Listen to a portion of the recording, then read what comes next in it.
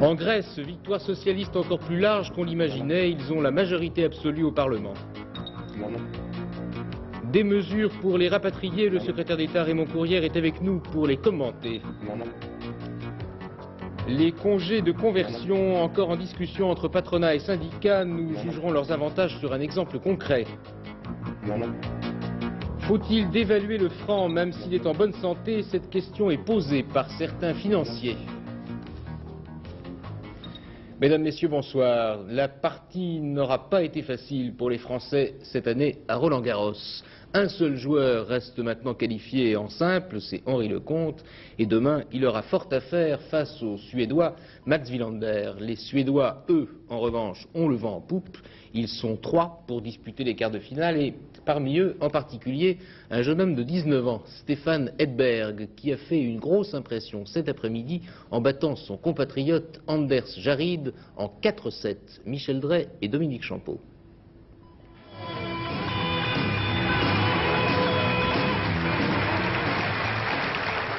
Le Suédois Stefan Edberg a pris une belle revanche sur son compatriote Anders Jarrid, qu'il avait battu ici même l'an dernier. Cet après-midi, Edberg a dominé le numéro 6 mondial en jouant comme toujours son tennis d'attaque. Edberg a été très impressionnant face à un adversaire qui a pourtant réussi quelques points dignes de l'école suédoise. Une école suédoise qui ne se contente plus de rester au fond du court, mais qui au contraire serre et volaille à merveille. Edberg en est une parfaite illustration. Aujourd'hui, c'est Jarrid qui a mis un genou à terre. Après-demain, ce sera peut-être Jimmy Connors, le vainqueur du bel italien Cancellotti. Jimmy Connors, un peu trop confiant au début de match, perd le premier set. Cancellotti a un sacré coup droit.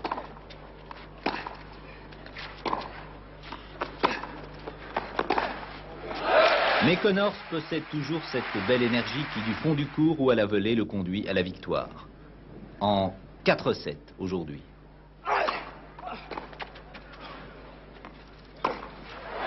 Mais attention à Edberg.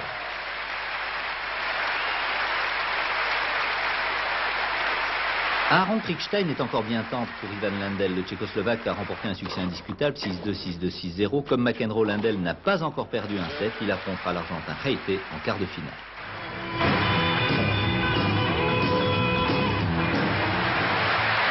C'est ni plus ni moins qu'un petit complexe de d'Oedipe que Henri Lecomte a vaincu hier. Un shake-up moral établi, bien sûr, à grands coups de raquette. À la volée, rien de bien nouveau, mais c'est surtout au fond du court qu'il a prouvé qu'il avait définitivement coupé le cordon. Ayant vaincu le complexe du grand frère, il s'avérait ainsi bon pour le retour de service. La révolte était douloureuse pour le mentor, mais elle laissait à Lecomte la sensation d'avoir fait le tour de tous ses démons et que, désormais, le cours des grands lui appartient. Je peux envisager de gagner Wilander.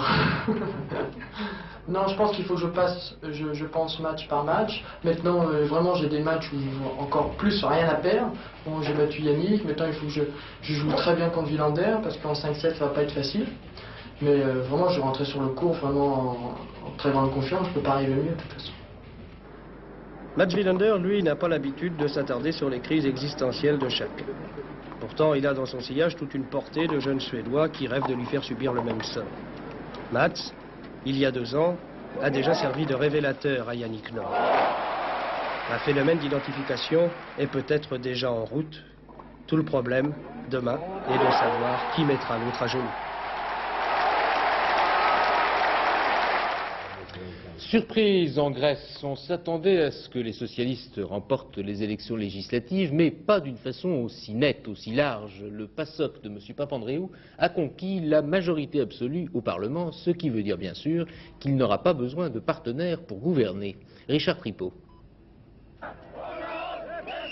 Dès hier soir, avant même l'annonce des résultats définitifs, des milliers de Grecs favorables au PASOK, le Parti socialiste, sont descendus dans la rue pour fêter la victoire. Une victoire remportée avec 46% des voix, ce qui lui donne plus de 160 sièges sur 300 au Parlement. La Nouvelle Démocratie, le parti conservateur, bien que gagnant près de 5% sur son score d'il y a 4 ans, a donc échoué dans sa tentative de reconquête du pouvoir. Le Premier ministre Andreas Papandréou n'a pas hésité à parler de triomphe en évoquant les résultats de son parti. Un triomphe, a-t-il ajouté, sur les forces de la réaction. Il a également promis que son gouvernement sera celui du peuple grec tout entier. Un discours qui n'a sûrement pas convaincu le leader de l'opposition. Dès hier soir, Constantin Mitsotakis a assuré que la victoire du PASOK était un facteur d'inquiétude et pour la démocratie et pour l'économie qui court à la catastrophe. Les électeurs grecs, dans leur majorité, n'ont donc pas eu les mêmes craintes et c'est, de l'avis même des observateurs politiques, une victoire personnelle pour Andreas Papandreou qu'ils viennent de donner. En réalité, c'est l'homme politique beaucoup plus que le gestionnaire qui a été réélu hier. La gestion économique de M. Papandreou n'est pas un succès. En matière de chômage et d'inflation, il n'a pas réussi. Donc, quels sont les deux éléments du succès? C'est la stabilité institutionnelle. Incontestablement, il est un symbole de la continuité de l'État. En outre, il a fait énormément de choses en matière de réconciliation nationale pour recréer une communauté nationale qui avait été profondément divisée par la guerre de 47. Et puis, le deuxième élément de son succès, c'est sa ligne très nationaliste. Ce discours hyper nationaliste qui plaît aux Grecs, à une époque où ils sont inquiets de l'extérieur et ils ont souci d'affirmer leur identité. Après l'expérience des colonels, après les difficultés avec la Turquie, ils veulent affirmer très clairement cette ligne nationaliste. Et M. Papandreou l'incarne très bien. Est-ce que sa politique étrangère est un élément aussi en sa faveur? Oui, certainement. Si vous voulez, ce qu'on peut dire, c'est que cette politique étrangère, elle est assez habile parce qu'elle combine un discours très démagogique, très anti-impérialiste, très anti-américain, en dépit des liens personnels de M. Papandreou avec les États-Unis. Et puis de l'autre côté, en fait, une ligne politique très prudente. Andreas Papandreou devra maintenant gagner une autre bataille, celle de l'économie. Car ceux qui l'ont élu hier sont en majorité des ruraux, des Grecs qui ont surtout bénéficié jusqu'à présent des aides de la communauté européenne et non pas d'un vrai développement de leur pays. Au Liban, 2 observateurs français blessés par des francs-tireurs aujourd'hui à Beyrouth, à l'intérieur de la résidence des Pins, le quartier général de la force chargée de veiller sur le cessez-le-feu. Par ailleurs, les camps palestiniens du Liban sont toujours assiégés par les miliciens chiites Hamal. Malgré le cessez-le-feu annoncé vendredi dernier, l'étau ne s'est pas desserré et la Croix-Rouge a du mal à évacuer les blessés qui se trouvent dans les camps. Joël Hazard. Il aura fallu au Comité international de la Croix-Rouge déployer des trésors de diplomatie auprès des miliciens d'Hamal pour pénétrer hier dans le camp de Banj-Brajne. Près de 60 blessés ont pu être évacués le week-end dernier. Mais combien en reste-t-il à attendre ici et à Shatila, les secours qui arriveront souvent trop tard? La peur hante les réfugiés jusque dans les hôpitaux de Beyrouth-Ouest. Ce Palestinien se dira libanais avant d'avouer qu'il est, c'est vrai, membre d'une organisation palestinienne. Malheur aux vaincus. 2 semaines d'agonie pour les 2 derniers camps assiégés. Shatila manque d'eau, de vie, de tout. Banj-Brajne tient toujours, mais à quel prix? Plus de 500 morts, plus de 2000 blessés, avec toujours au bout de la résistance la menace d'un nouvel exode. Parmi les autres images de la journée à l'étranger, celle de la tornade qui a ravagé la Pennsylvanie. Au Salvador, l'évacuation musclée d'un hôpital en grève. Et d'abord, au Brésil, la sinistre loterie de la mort dans la prison de Belo Horizonte. Les détenus en colère assassinent l'un des leurs chaque semaine en le tirant au sort. Gérard Pinson. Il s'appelait Lafayette Rosa Ferreira, il avait 20 ans. Incarcéré au dépôt de la police de Belo Horizonte, ce jeune trafiquant de drogue est mort hier, tiré au sort et aussitôt étranglé dans sa cellule par ses co-détenus. Depuis 3 mois, c'est officiellement la 14e victime du pacte de la mort dans les prisons de la capitale du Minas Gerais. Les caïds de la pègre brésilienne n'ont rien trouvé de mieux pour dénoncer les conditions de détention. 3000 détenus pour 200 places, au rythme d'1 mort par semaine, le problème est loin d'être réglé. À San Salvador, c'est la police qui est incroyable. Hier, en pleine nuit, elle s'est livrée à une véritable chasse à courre dans les couloirs et dans les chambres d'un hôpital, ligotant toutes les personnes présentes. La police salvadorienne souhaitait expulser de l'hôpital des grévistes, soupçonnés d'être en rapport avec les rebelles. L'opération a été si mal conduite que 4 policiers se sont entretués. Plus grave encore, une femme qui était sur le point d'accoucher est décédée d'une crise cardiaque en entendant les coups de feu. Dans le nord-est des États-Unis, personne n'est responsable de la violente tornade qui a ravagé la région d'Hermitage en Pennsylvanie. Le fautif, le voilà, un terrible hurricane filmé depuis sa fenêtre vendredi dernier par un habitant sans doute moins affolé que ses voisins. Il y avait pourtant de quoi être inquiet puisque le bilan de cette tornade de Pennsylvanie s'élève à 93 morts et à plus de 500 blessés. Retour en France avec l'invité de ce journal, Raymond Courrière, le secrétaire d'État aux rapatriés. Il vient de mettre au point avec Laurent Fabius un projet de loi qui doit répondre à des revendications très anciennes. Avant qu'il s'en explique avec Marc Mémon, Émilie Rafoul nous détaille les mesures prises et la principale concerne les retraites. 2 millions de rapatriés venant de 26 territoires différents vont enfin pouvoir bénéficier de leur retraite. Depuis longtemps, les associations de rapatriés réclamaient la reconnaissance de leur temps de travail effectué dans les anciennes colonies françaises. Situation paradoxale où dans des territoires français n'existait aucun régime d'assurance vieillesse. Avec ce projet de loi qui sera présenté à l'Assemblée avant la fin de cette session, ce sera rétroactivement chose faite. Le gouvernement aidera financièrement les rapatriés à racheter les points de leur retraite. Les 18 associations présentes aujourd'hui chez le Premier ministre sont pour la plupart satisfaites, mais certaines, comme le Recours, restent pourtant inquiètes, attendent le détail des mesures pour se prononcer et surtout regrettent le refus du gouvernement de leur accorder l'indemnisation qu'ils réclament depuis près de 25 ans. Alors, Monsieur le Ministre, à propos de cette retraite, on peut toujours dire mieux vaut tard que jamais. Vous ne croyez pas que là aussi, 25 ans, c'est long pour eux? Ils ont attendu bien longtemps. 25 ans, c'est très long. Et ce que nous avons fait, d'ailleurs, correspond exactement à la logique que nous avions mise en place dès 1981. Il était normal que, arrivant après d'autres, nous ayons des idées différentes. Pour nous, ce qui comptait, c'était essentiellement la situation des rapatriés ici, et non plus uniquement celle qu'ils avaient lorsqu'ils étaient dans les lieux où ils vivaient antérieurement. Et donc, voulant que le tiers-temps, la retraite, soit un temps bien vécu, il paraissait normal que nous voulions faire en sorte que ces rapatriés, qui ont été l'image de la France outre-mer pendant très longtemps, qui ont travaillé à son nom et pour elle, ne se voient pas refuser, lorsqu'ils arrivent à la retraite, ce temps qu'ils ont passé outre-mer. Oui, mais vous n'avez pas répondu à la question de Jean-Jacques Perrot. Alors, moi, je vais peut-être être un peu plus direct. Est-ce que vous n'avez vraiment aucune arrière-pensée électoraliste, électorale, en mettant en œuvre ces mesures aujourd'hui? Moi, je regrette de n'avoir peut-être pas assez de temps pour vous dire tout ce qui a été fait pour les rapatriés depuis 1981. C'est-à-dire, je me suis mis au travail, le gouvernement s'est mis au travail avec, sous les directives du président de la République dès 1981. Et des mesures nombreuses, successives, ont été prises dans le sens de la logique que je vous ai dit tout à l'heure. C'est-à-dire, on a commencé par ce qui pressait le plus, par les plus défavorisés, par ceux qui risquaient d'être exclus de leur bien de réinstallation, par les Français musulmans rapatriés qui étaient dans une situation déplorable.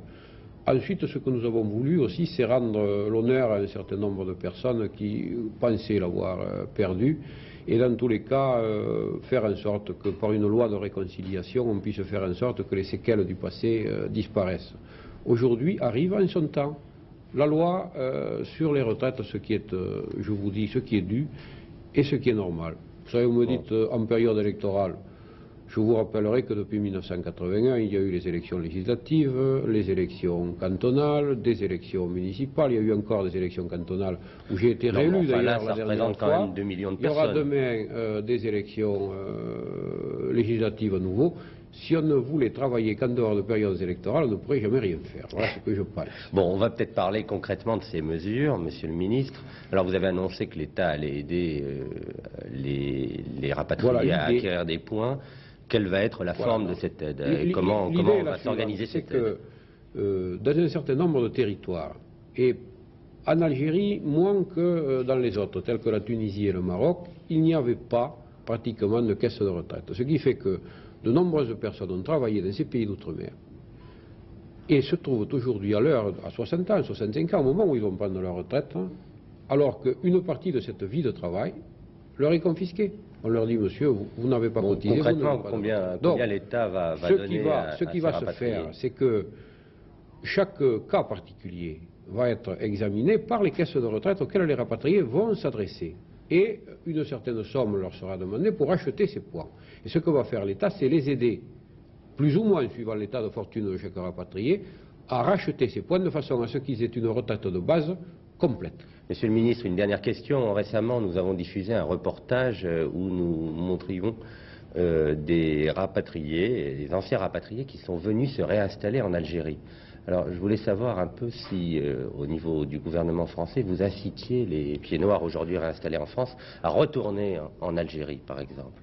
C'est-à-dire, c'est une expérience qui débute. Hein. Ce que je sais, c'est que tous les rapatriés qui sont allés pour des voyages, alors, en Algérie notamment, ont été accueillis à bras ouverts, ont été très heureux de ce qu'ils y sont allés. Il y a notamment des voyages de la Santa Cruz et autres qui sont très très prisés. Pour ce qui est de la réinstallation, nous n'avons pas suffisamment de recul encore, ni suffisamment d'expérience pour pouvoir dire. Mais il est bien entendu que si certaines personnes veulent revenir sur les lieux où elles ont vécu, je pense que ni le gouvernement français ni le gouvernement algérien ne s'y opposeraient. Merci, Monsieur le Ministre. Nouvelle rencontre aujourd'hui entre le patronat et les syndicats à propos des congés de conversion. Il s'agit d'étendre cette mesure qui pour le moment est appliquée à l'automobile, à la sidérurgie et au chantier naval. Il s'agit de l'étendre à tous les licenciés économiques. Et si l'accord est signé, au lieu de se retrouver à la rue, ils recevront une formation rémunérée pendant 1 an, après quoi ils auront encore 1 an pour trouver un emploi. Cette formule a déjà été expérimentée dans quelques entreprises comme Isover Saint-Gobain dans l'Oise, où Claude Guénaud est allé enquêter. Après l'arrêt de la fabrication de la laine de verre, sa principale activité qui faisait vivre toute la région, Isover Saint-Gobain à Rantigny ressemble presque aujourd'hui, avec ses fours éteints, à une usine fantôme. Des 1350 salariés en 82, il n'en restera plus que 350 à la fin de l'année. Après les départs en pré-retraite, ce sont 750 salariés qu'il faut reclasser en 3 ans. Car dans un plan social, la direction du groupe nationalisé s'est engagée à ne procéder à aucun licenciement sec. Un certain nombre d'entre eux ont déjà accepté des mutations à l'intérieur ou à l'extérieur du groupe. Mais au bout du compte, il reste encore aujourd'hui plus de 200 salariés sans solution. C'est pour eux que Saint-Gobain a prévu une formation individualisée pour leur permettre l'accès à un nouveau métier. Le succès est pour l'instant limité à Rantigny, puisqu'une dizaine seulement des OS ont choisi de suivre un stage pour devenir réparateur en ordinateur. Les conditions sont pourtant alléchantes. Pendant ce temps-là, effectivement, il est rémunéré à 100% par l'entreprise. Sa formation est prise en charge, le coût de la formation est pris en charge également par l'entreprise. Et il fait toujours partie de l'entreprise. Il fait toujours partie de l'effectif de l'entreprise. Ce n'est à l'issue de son contrat individualisé de formation, qui est un avenant à son contrat de travail, que son contrat de travail est donc rompu avec Isover. Si les négociations entre le CNPF et les syndicats aboutissent à Paris, c'est ce dispositif qui sera étendu à tous les licenciés économiques de France. Au lieu d'être abandonnés à leur sort et de pointer à la NPE, ces licenciés recevront d'abord une formation leur permettant d'affronter avec des armes supplémentaires le marché de l'emploi où l'on demande de plus en plus de personnel qualifié. Mais ce qui est bien en théorie l'est peut-être moins en pratique. Là, quand même, on peut, en fonction des différentes propositions qui sont données, faire quand même des formations d'1 an, voire 18 mois. Bon, je pense, même si en bout de course, effectivement, on n'est pas certain et on n'a pas de garantie d'avoir un emploi, bon, ça donne quand même je dirais, un plus aux gens. La CFDT et les autres syndicats, sauf la CGT, ont signé l'accord. Ce plan social, adopté pour Isover, n'a été possible que par la présence de Saint-Gobain, important groupe nationalisé. Car ces mesures coûtent très cher et aucune petite et moyenne entreprise ne peut se les permettre. D'où une égalité de traitement entre licenciés, ce que dénoncent les syndicats. C'est pourquoi l'État a déjà annoncé sa participation financière au congé conversion. Mais il reste encore beaucoup de points à négocier entre syndicats et patronat. Parlons de monnaie maintenant avec Henri Leray, et même précisément de dévaluation, ce qui est pour le moins surprenant parce que le franc se porte plutôt bien en ce moment et en particulier par rapport aux marques, et pourtant on agite de nouveau cette idée dans les milieux financiers. Alors pourquoi? Oui, écoutez, effectivement ça peut paraître incongru puisque la Banque de France en ce moment doit même soutenir le marque. Alors, parler de dévaluation dans ce contexte-là, c'est effectivement étonnant. Mais certains exportateurs, certains experts, y compris de gauche d'ailleurs, considèrent que notre monnaie est actuellement protégée par la vigueur du dollar, mais qu'à terme, une baisse du dollar conjuguée au différentiel d'inflation, vous savez la différence d'inflation entre la France et l'Allemagne, posera inévitablement le problème d'un ajustement monétaire, donc d'une dévaluation. À quoi le gouvernement répond que cette question est hors de propos, que le franc reste solide malgré nos performances économiques inférieures à celles des Allemands. Pour le pouvoir, la dévaluation est le fait d'une politique de facilité. Elle ne règle rien sur le fond, au contraire.